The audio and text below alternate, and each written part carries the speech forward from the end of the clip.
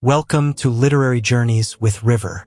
Today we explore The Road with No Return, a powerful Witcher short story that shifts the focus away from Geralt to follow Visenna, a sorceress shaped by irreversible choices and fragile bonds. Remember, this video is only a summary, not the full book, created to help you understand the story, its characters, and its place in the Witcher universe. If you enjoy this content, make sure to subscribe and turn on notifications. And let us know in the comments where you're watching from. Your engagement helps YouTube recommend the video and grow the channel. Let's get started. Chapter 1.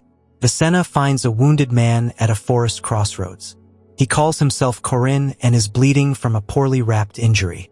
After revealing herself as a healer from the circle, Visenna uses magic to cure him. Korin explains that he was attacked by an old woman who then grew young upon dying. Suspecting sorcery, Visenna casts a spell on the corpse, causing it to speak and mention a bonecaster, destroyed writings, and the Klamath Gorge. Together, they ride toward the village of Lost Slaves, where they learn that the bonecasters, a group of marauders, are killing, raping, and robbing across the region. The villagers live in fear. Visenna heals a sick girl and earns their respect. Korin begins to suspect the sorceress is more than she seems. She confirms her mission is to confront this threat. Determined to accompany her, Korin becomes her unexpected ally on the dangerous path eastward. Chapter 2. In Lost Slaves, Visenna and Korin face the villagers' fear. The elder Tuppen explains that the bonecasters control the road to Amel, pillage settlements, and only allow passage to complicit caravans. Visenna learns the raiders trade loot for jasper and jade from nearby mines. While Korin deduces he was mistaken for someone from the circle, Visenna conceals her true reasons. Nicolau, the village blacksmith, opposes collaboration with the bonecasters and dreams of organizing a resistance. Tensions rise when a group of riders arrives, armed Vrains and humans with pale, red eyes, who murder Clavija and redeem in cold blood. Fueled by fury and despair, Nicolau manages to kill one with an iron rod. Just then, Visenna and Korin appear on horseback, saving the blacksmith and slaying the attackers with sword and spells. Open conflict has begun. Chapter 3. After the attack, Nicolau summons representatives from nearby villages. Armed men arrive from La Cuerna and La Panoja, full of rage and carrying tools as weapons. They recount their own experiences of being attacked by bonecasters bent on crushing any resistance. Nicolau introduces Visenna to the crowd, revealing her as a member of the circle sent to help. Though the villagers are wary, the sorceress's magical aura inspires courage. Korin observes the effect she has, capable of turning peasants into fighters. Visenna remains silent, yet her presence alone stirs the crowd. Korin tries to lighten the mood with jokes but feels the weight of uncertainty. Visenna later tells him she will face the gorge alone, unwilling to drag innocents into a battle not theirs. Korin decides to follow her anyway. That night, by the campfire, they share an intimate moment, without touch, but bound by silent understanding. Chapter 4. At Lost Slaves' smithy, Nicolau and his apprentice Clavija work while preparing to rally men against the bonecasters. A former warrior, the blacksmith refuses to keep forging weapons for invaders. His plan: capture one alive and gather intelligence. But at nightfall, 6 riders arrive, Vrains and a pale-eyed human among them. Demanding to know who the blacksmith is, they murder Clavija and redeem brutally, then set the smithy ablaze. Trapped by fire, Nicolau hurls a rod into the human leader's chest, killing him. He escapes through the chaos, striking enemies with stakes, fighting with fury. At the critical moment, Visenna and Korin appear on horseback. With sword and magic, they defeat the Vrains, Visenna casting a bolt of lightning to fell one. Nicolau joins in, slaying the last attacker. The smithy burns, but the village is no longer alone. Chapter 5. Around the campfires, village leaders recount how they fought off the raiders. Nicolau leads the meeting, proposing an assault on the caves where the bonecasters hide. The plan: trap them with wagons filled with straw and smoke, like badgers in burrows. Visenna remains silent. Nicolau reveals to all that she is a sorceress of the Circle of Maina. Despite initial distrust, her presence commands respect. Korin steps aside with her, sharing a quiet conversation. He confesses he joined out of greed but can no longer stay on the sidelines. Visenna tells him she no longer wishes to sleep with him, feeling scorned for being a sorceress. Korin listens, heartbroken yet willing to follow her. Visenna knows the peasant army won't last long. She and Korin will go to the pass, where the bonecaster awaits. Chapter 6. Visenna, Korin, and Nicolau confront the bonecasters at the gorge. Kel the Babalako, acting leader, tries to negotiate. They hand over Freginal bound, promising to leave and cease all raids.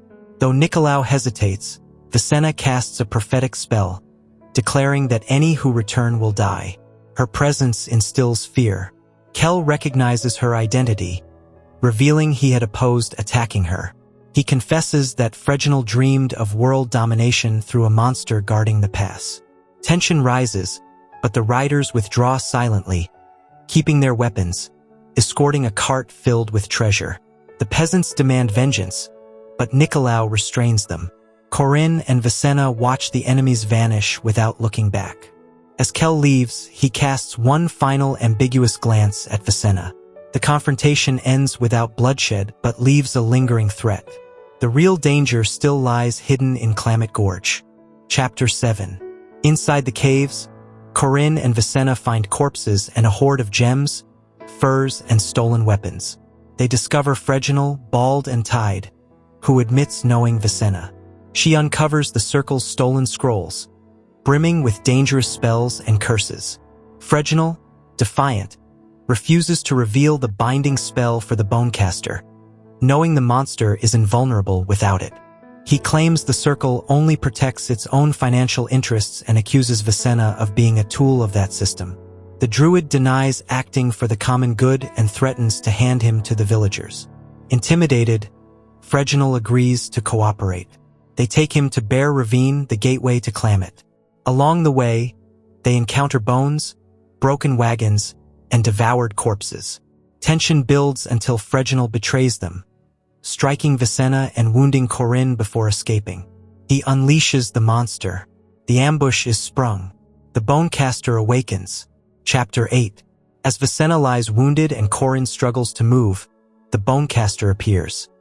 A monstrous creature with pincers and many legs, destroying everything in its path.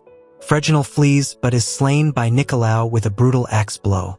Korin uses a rune stone to stop Visenna's bleeding. Cornered by the beast, they are saved when Kel returns on horseback, bravely facing the monster. Though he wounds it, the creature grabs and maims him. Nicolau and Korin attack from opposite sides, slashing and hacking until the creature's shell cracks. Visenna, recovered, casts a devastating spell, unleashing a magical firebolt. The bonecaster explodes into pieces. Mortally wounded, Kel jokes about his fate. Visenna, in tears, stays with him during his final moments, fulfilling her prophecy. Korin and Nicolau leave. The druid remains beside the Babalako, offering him peace as silence falls over the gorge. Chapter 9. Visenna rides alone along a familiar path, speaking to her loyal multicolored bird and reflecting on the future of magic, the circle's role, and her place in a changing world.